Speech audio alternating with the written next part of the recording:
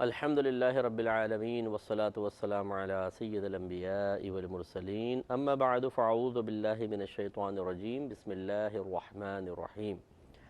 الحمدللہ الہادی پروگرام کے ساتھ آپ کے سامنے ایک دفعہ پھر حاضر ہیں، اور آپ کو معلوم ہے کہ ہمارے الہادی پروگرام میں ہم کسی ایک قرآنی موضوع کا انتخاب کرتے ہیں اور اس سے متعلقہ آیات اور احادیث تفسیر اور شرح کے ساتھ ذکر کرتے ہیں۔ پھر کچھ خود احتسابی کی باتیں ہوتی ہیں، میں اپنا احتساب کرتا ہوں ذہن میں، فکر میں، اور میں آپ کو دعوت دیتا ہوں کہ آپ بھی اپنا احتساب کریں آخرت میں پہنچنے سے پہلے، موت سے پہلے۔ اور پھر ہم عمل کی صورتیں بھی بتاتے ہیں کہ کسی چیز کو عملی طور پہ نافذ کرنا ہو تو کیسے کرنا ہوگا، اور پھر اس پہ استقامت وغیرہ کا طریقہ۔ تو اس لیے ہمارا یہ الہادی پروگرام وقت کے لحاظ سے بہت ہی مختصر، لیکن اگر آپ فوائد کے اعتبار سے دیکھیں تو بہت وسیع ہے۔ کوشش کیجیے آپ خود بھی اس کو دیکھیں اور دوسروں کو ترغیب دیا کریں۔ ابھی جو ہماری حدیث چل رہی تھی، مسلم شریف کی روایت تھی، ایک مرتبہ نبی کریم صلی اللہ علیہ وسلم عورتوں کی ایک جماعت سے خطاب فرما رہے تھے، تو آپ نے عورتوں کو، اپنی صحابیات کو، اپنی روحانی بیٹیوں کو تلقین فرمائی کہ تم عورتوں کثرت سے صدقہ کرو اور استغفار کرو، کیونکہ میں نے اکثر عورتوں کو یا عورتوں کی اکثریت کو جہنم میں دیکھا ہے۔ تو خاتون نے عرض کیا رسول اللہ صلی اللہ علیہ وسلم، ہمارے کثرت سے جہنم میں جانے کی وجہ کیا ہے؟ تو سرکار صلی اللہ علیہ وسلم نے ارشاد فرمایا کہ تم لعن طعن زیادہ کرتی ہو اور خاوند کی ناشکری کرتی ہو۔ اس پر ہمارا کلام چل رہا تھا، ہم نے لعن طعن کے موضوع کو آپ کو بتایا، اس کے بارے میں، اور خاوند کی ناشکری کی مختلف صورتیں اور اسباب ذکر کیے۔ اور پچھلے پروگرام کے لاسٹ میں آپ کو مشورہ دیا تھا کہ خدا را اگر کبھی ایسی شوہر کی ناشکری ہو چکی ہے تو سب کے سامنے ضروری نہیں ہے، تنہائی میں ایک گرم سی چائے بنائیے گا اچھی سی، اور اس کے ساتھ کوئی ذرا پکوڑے وکوڑے بنا کر وہ شوہر کو دیں، پہلے اس کو کھلا پلا لیں تو وہ خوش ہوگا، پھر اس کے بعد بڑے اچھے انداز سے اس سے معافی مانگ لیں تو انشاءاللہ وہ معاف کر دیں گے۔ تو یوں ہماری بعض بہنیں اتنی زیادہ دل آزاریوں کی مرتکبہ ہو چکی ہوتی ہیں کہ وہ ایک تو معافی مانگتے ہوئے جھجکتی ہیں۔ اچھا، دوسرا پھر یہ ہمیشہ یاد رکھیں کہ اگر ہم کسی کو ڈانٹتے ہیں، ڈپٹتے ہیں، دباتے ہیں، تو اس میں ایک چیز جو بہت بڑا کردار ادا کر رہی ہوتی ہے وہ ہمارا دل کا تکبر ہوتا ہے، بڑا پن۔ عورت کو اللہ نے کمزور بنایا، لیکن جب اس کو اپنی مضبوطی کا احساس ہوتا ہے تو پھر وہ اکثر غالب آنے کے لیے اس طرح کے معاملات کرتی ہے۔ چنانچہ اگر آپ دیکھیں کسی بھی شعبہ زندگی میں کوئی بھی عورت اگر متکبرہ ہوگی تو وہ دوسرے کو جھاڑ رہی ہوگی، ڈانٹ رہی ہوگی، ڈپٹ رہی ہوگی، دبا رہی ہوگی۔ اب جب وجہ اس کی تکبر ہے تو متکبر آدمی کسی سے معافی مانگے یہ بہت مشکل ہوتا ہے۔ اس کے لیے چاہیے عاجزی، انکساری، کسر نفسی جس کو کہتے ہیں، اپنے نفس کو توڑ دینا، یہ چاہیے ہوتا ہے۔ میرے آقا صلی اللہ علیہ وسلم ارشاد فرماتے ہیں کہ مجھے اللہ تعالیٰ نے ارشاد فرمایا کہ آپ تواضع اور انکساری اختیار کریں، اتنی کریں کہ کوئی تکبر نہ کر سکے، اتنی کریں۔ تکبر نہ کر سکے کیا مطلب؟ یعنی نبی کریم صلی اللہ علیہ وسلم جب باوجود کمالات کے مجموعہ ہونے کے عاجزی اختیار کریں گے تو کسی کو کیا زیبا ہے کہ وہ تکبر کرے؟ اگر خدا نخواستہ مخلوق کے لیے کبریائی اس کے لیے ایک جائز ہوتی اور اس کا وصف بن سکتی ہوتی تو میرے آقا صلی اللہ علیہ وسلم کی یہ شان تھی، کیونکہ اللہ نے آپ کو مخلوق میں سب سے افضل بنایا، اعلیٰ خاندان، جسمانی خوبصورتی، مردانہ وجاہت، کمالات، علم میں سب سے آگے، شجاعت میں سب سے آگے۔ کون سا ایسا وصف ہے جو میرے آقا صلی اللہ علیہ وسلم کو اچھا وصف اللہ نے عطا نہیں فرمایا؟ ہر چیز انسان کے اندر بڑائی پیدا کر سکتی ہے، لیکن میرے آقا کو اللہ نے معصوم بنایا اور کبریائی کو اپنی ذات کے ساتھ خاص رکھا ہے۔ اس لیے میں نے کہا فرض کر لیں اگر ایسا ہو تو، چنانچہ میرے آقا صلی اللہ علیہ وسلم اگر جائز ہوتا تو آپ کے لیے آپ کی شان کے لائق تھا کہ اتنے سارے اللہ نے انعامات دیے کہ آپ بڑا پن اختیار کرتے، لیکن جب اللہ تعالیٰ نے آپ کو تواضع اور انکساری کی تلقین فرمائی تو یہ معلوم ہوا کہ اب کوئی بھی اگر تکبر کرے گا وہ ذرا اپنا سرکار صلی اللہ علیہ وسلم سے موازنہ کر کے دیکھے۔ اگر آپ خاندان پہ تکبر کر رہے ہیں تو نبی کریم کا خاندان اعلیٰ ہے یا آپ کا خاندان افضل ہے؟ میں سرکار کا، تو انہوں نے تو تکبر نہیں کیا، تو انسان سوچے گا میں کیسے تکبر کروں؟ خوبصورتی کو لے لیں، سرکار سے زیادہ خوبصورت کون ہے؟ اور اسی طرح طاقت کے اعتبار سے، مال کے اعتبار سے میرے آقا صلی اللہ علیہ وسلم کا نے فقر اختیاری اختیار کیا تھا، ورنہ آپ خود یعنی فقر اختیاری کا مطلب اللہ تعالیٰ نے تو آپ کے لیے زمین و آسمان کے خزانے کھول دیے تھے۔ سرکار فرماتے ہیں اللہ تعالیٰ نے زمین کے خزانوں کی کنجیاں مجھے عطا فرما دی ہیں، اور ایک روایت میں فرمایا اگر میں چاہوں تو یہ مدینہ کے پہاڑ سونے کے بن کر میرے پیچھے پیچھے چلیں۔ دو جہاں کی نعمتیں ہیں ان کے خالی ہاتھ میں، آقا نعمت فرماتے ہیں کہ دو جہاں کی نعمتیں ہیں ان کے خالی ہاتھ میں، بظاہر خالی ہاتھ، وہ فقر اختیاری ہے، ورنہ میرے آقا کی دولت تو اگر دولت کے اعتبار سے دیکھیں، مقام کے اعتبار سے، منصب کے اعتبار سے، اور زیرکی کے اعتبار سے، فہم کے اعتبار سے، عقل کے اعتبار سے کون سرکار کا مقابلہ کر سکتا ہے؟ کسی بھی شعبے کے اندر پھر کسی کو یہ کسی کو زیبا نہیں ہے کہ وہ تکبر کرے۔ یہ میرے اللہ تعالیٰ نے سرکار صلی اللہ علیہ وسلم کو ارشاد فرمایا۔ تو اب ہماری بہنیں ذرا غور کریں کہ آپ جب کسی کو جھڑکتی ہیں، ڈانٹتی ہیں، ڈپٹتی ہیں، غالب آنے کی کوشش کرتی ہیں تو یہ تکبر کی وجہ سے ہوتا ہے۔ تو ایسی جو متکبرہ خواتین ہوتی ہیں وہ شوہر سے معافی مانگنے میں انہیں ایسا محسوس ہوگا جیسے بھئی بہت بڑا پہاڑ ہے، بہت بڑا پہاڑ، کیسے ہو سکتا ہے کہ میں جس شوہر کو دباتی رہی ہوں، اس کو سناتی رہی ہوں، اس کی عزت اتار کے پورے خاندان کے سامنے بار بار ہاتھ پر رکھتی رہی ہوں، جو مطلب میری جوتیاں سیدھی کرتا رہا ہے، میں اس سے معافی مانگوں؟ یہ ہے وہ قلب تکبر جو انسان کو کبھی بھی عاجزی کی طرف اور اصلاح کی طرف اور قبول نصیحت کی طرف نہیں آنے دیتا اور تباہ کر دیتا ہے۔ یہی شیطان کے اندر تھا۔ ہماری ایسی بہنیں کہ جو اپنے قلب تکبر کی بنا پہ شوہر سے معافی مانگنے کو بہت مشکل تصور کریں، خدا را ذرا تھوڑا سا غور کیجئے۔ اگر آپ اس پر قائم رہیں تکبر پہ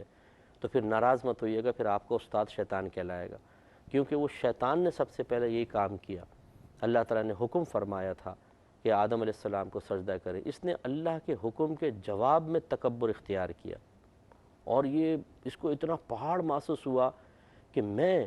اور آدم علیہ السلام کے سامنے جھک جاؤں، یہ نہیں ہو سکتا۔ اس کے تکبر نے اس کے گردن میں سریا ڈال دیا، سیدھا بالکل۔ ایسے ہماری بعض خواتین کہ وہ نہیں چاہتی کہ میں پوری زندگی کہتی ہیں جس شان کے ساتھ میں جی ہوں، اب میں اس شان کو ختم کر دوں۔ ارے بہن، یہاں نہیں ختم ہوگا تو موت کا جھٹکا ختم کرے گا۔ یہ تو نہیں ہے کہ آپ کو جب آپ فوت ہوں گی تو آپ کا ایک اونچا سا آپ کی قبر بنے گی آسمان اور زمین کے درمیان، بہت اونچی جا کر، ایسا تو نہیں ہے۔ آپ بھی زیر زمین ہی جائیں گی، آپ کو بھی نہلایا جائے گا، آپ کو بھی کفن پہنایا جائے گا، آپ کو بھی کندھوں پہ اٹھا کے لوگ جائیں گے قبر میں ڈال کر، بند کر کے واپس آ جائیں گے۔ پھر کیا ہوگا سوچئے ذرا، اور پھر میدان محشر میں کیا ہوگا، کس قدر سخت معاملات ہوں گے۔ اور میں نے ابھی کچھ دیر پہلے آپ کو سمجھایا تھا کہ وہ شوہر جس کو آپ کمزور کرتی رہی ہیں، سمجھتی رہی ہیں یا بناتی رہی ہیں، یہ میدان معاشر میں طاقتور ہو جائے گا اور پھر وہاں پر اپنا حساب کتاب لے گا۔ بھی یہ پاسبل ہے کہ وہ آپ کی نیکی لے کے جنت میں چلا جائے اور آپ جو تکبر میں گھومتی رہی ساری زندگی، اللہ نہ کرے اس حدیث کے مفہوم کے مطابق آپ جہنم میں چلی جائیں۔ سوچئے کتنی حسرت ہوگی۔ وہ آپ کے بچوں کے ساتھ جنت کی طرف جا رہے ہوں گے اور آپ کو فرشتے گھسیٹ کر آپ کے قلب تکبر کی وجہ سے، شوہر کی ناشکری کی وجہ سے جہنم کی طرف لے جا رہے ہوں گے۔ وہ لمحات کتنے دردناک ہوں گے، آپ اندازہ کریں کہ جب ہمارا ایک پیارا ہماری نگاہوں کے سامنے عذاب کی طرف جا رہا ہوگا اور ہم راحت کی طرف جا رہے ہوں گے۔ اس لیے تھوڑا سا سوچئے، شوہر سے معافی طلب کر لیں اور ایک خوشگوار ماحول بنائیں گھر میں، عاجزی اختیار کریں، تکبر کو چھوڑ دیں۔ جتنا سوچیں گی اتنا رکاوٹ پیدا ہوگی، سوچیں نہیں، ہماری بات پہ عمل پیرا ہو جائیں، فوراً عمل پیرا ہو جائیں۔ اسی طرح اگر کوئی شوہر حضرات سن رہے ہیں، آپ نے اپنی بیویوں پہ ظلم کیا ہے تو میں تو شوہروں کو بھی کہتا ہوں اپنی بیویوں سے معافی مانگ لیں، کوئی اس میں بری بات نہیں ہے، اور سوچیں نہیں، فوراً۔ آپ کی بھی راہ میں تکبر اور رکاوٹ نہیں بننا چاہیے، پیار محبت کا ماحول ہو، ایک دوسرے کی قدر، ایک دوسرے کی عزت۔ اور ہمیشہ یاد رکھیں کہ ہم اصل میں دیکھتے ہیں یوں آمنے سامنے یا یوں دیکھ رہے ہوتے ہیں، تھوڑا سا اور جہت سے بھی ایک دوسرے کو دیکھیں۔ ہو سکتا ہے کہ شوہر سوچے کہ میری بیوی اللہ کی بارگاہ میں مجھ سے زیادہ مقبول ہو، کیونکہ بعض اوقات کوئی ایسی نیکی ہو جاتی ہے کہ اللہ تعالیٰ کی بارگاہ میں کسی کا درجہ دوسرے سے زیادہ ہو جاتا ہے۔ اور بیوی کو سوچنا چاہیے ہو سکتا ہے شوہر اللہ کی بارگاہ میں زیادہ مقبول ہو، تو جو مقبول بارگاہ الہی ہو اس کے ساتھ نازیبہ سلوک اور زیادہ خطرناک ہوتا ہے۔ اس لیے ہمارے بزرگوں نے فرمایا کہ کسی کے ساتھ ناانصافی نہ کرو، ظلم نہ کرو، کسی کو حقیر نہ سمجھو، ہو سکتا ہے وہ اللہ کا زیادہ پیارا ہو، تو اس کا مطلب ہے کہ آپ اللہ کے زیادہ محبوب بندے کے ساتھ ظلم کر رہے ہیں، ناانصافی کر رہے ہیں، اسے حقیر سمجھ رہے ہیں، تو پھر سوچ لیجئے کہ پھر تو آپ اللہ تعالیٰ کو معاذ اللہ ایک طرح سے چیلنج دے رہے ہیں اور اس کے غضب کو اپنی طرف متوجہ کر رہے ہیں۔ تو اس لیے میاں بیوی ایک دوسرے کو کی قدر کریں، ایک دوسرے کو عزت دیں، بڑا سمجھیں، اور جب بڑا سمجھیں گے تو اپنے بڑے کے سامنے تو تکبر پیدا نہیں ہوتا۔ بہت سے بچے اپنے ماں باپ سے معافی مانگتے ہیں، وہ اپنے ٹیچر کے ساتھ عاجزی کے سامنے عاجزی انکساری کرتے ہیں، مسجد کے امام صاحب ہیں، شیخ ہیں، پیر صاحب ہیں، ہم ان کے سامنے عاجزی کرتے ہیں، وہ ڈانٹ بھی دیتے ہیں، ہم کہتے ہیں یار کوئی بات نہیں ہمارے بڑے ہیں، وہاں پر چونکہ تکبر نہیں ہوتا تو عاجزی نظر آتی ہے۔ یہی آپس کے اندر بھی تو معاملہ ہونا چاہیے نا، تو یہ اگر میاں بیوی اس طرح کریں تو بہت ہی بہتر ہے۔ اس کے بعد میرے آقا صلی اللہ علیہ وسلم نے فرمایا کہ میں نے عقل اور دین میں ناقص ہونے کے باوجود تم عورتوں سے زیادہ عقل مند مرد پر غالب آ جانے والا کوئی نہیں دیکھا۔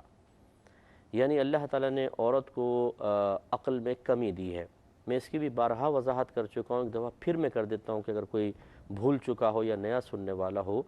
کہ دیکھیں عقل حقیقتاً عورت کی کم نہیں ہے۔ مطلب عقل تو ایک نور کا نام ہے، نور جو اللہ تعالیٰ نے ہمارے ذہن کے اندر، دماغ کے اندر رکھا ہے، ایک نور، اور یہ ایک ایسا نور ہوتا ہے جو صحیح غلط، ہدایت گمراہی، اچھا برا اور صحیح فاسد، اس میں فرق ہمیں بتاتا ہے۔